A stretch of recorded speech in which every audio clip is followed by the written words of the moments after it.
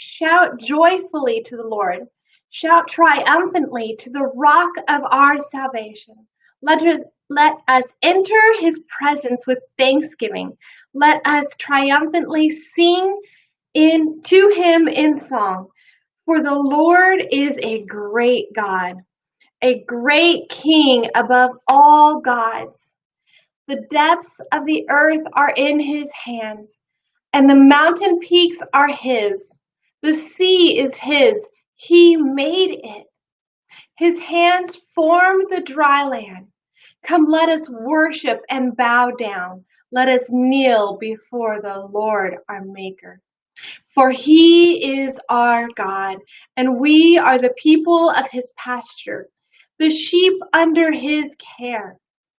Today, if you hear his voice, do not harden your hearts as at Meribah, as on the day at Massah in the wilderness, where your fathers tested me, they tried me, though they had seen what I did for 40 years. I was disgusted with that generation. I said, they are a people whose hearts go astray. They do not know my ways. So I swore in my anger, they will not enter my rest. We don't know who wrote this psalm or exactly when, but it certainly seems to serve as a history lesson for those that would hear it and read it. The title in my Bible for this psalm is Worship and Warning, and I think it fits it very, very well.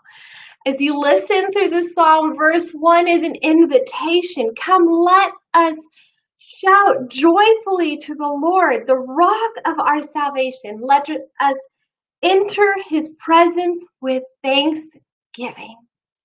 Remembering that these psalms are songs that people sang. They are the songbook of the Bible.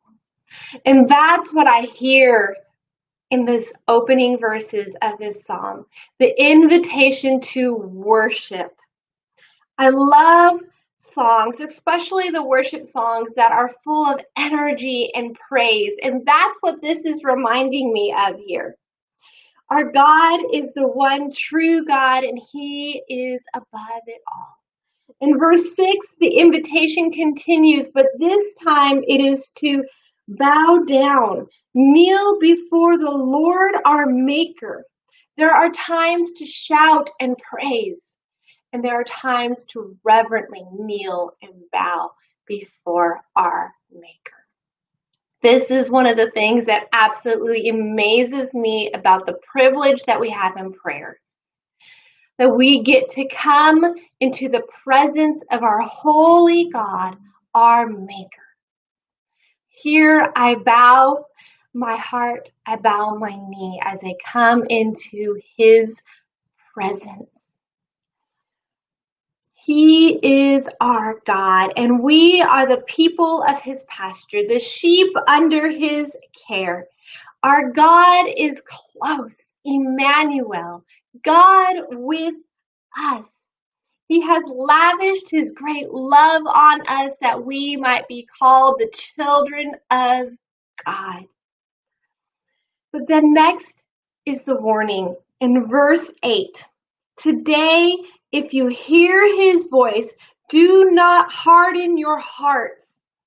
The psalmist pulls from the history of Israel and talks of the newly freed Israelites and how they tested God. Even after seeing the 10 plagues in Egypt, the parting of the Red Sea, they tested God and stirred his anger.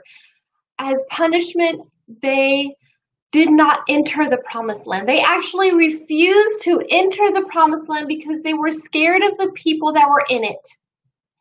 And God said, okay, now you're going to wander the desert.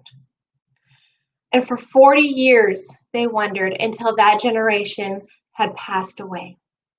Joshua actually goes and leads the next generation, their children, and conquers Canaan. But the psalmist uses their example for us and urges the people, do not harden your hearts as those people did. And it is the same warning for us today. Today, if you hear God's voice, do not harden your hearts. Instead, be listening for God's voice and obey Him. Follow His leading in your life. Do not harden your hearts to the word of our God.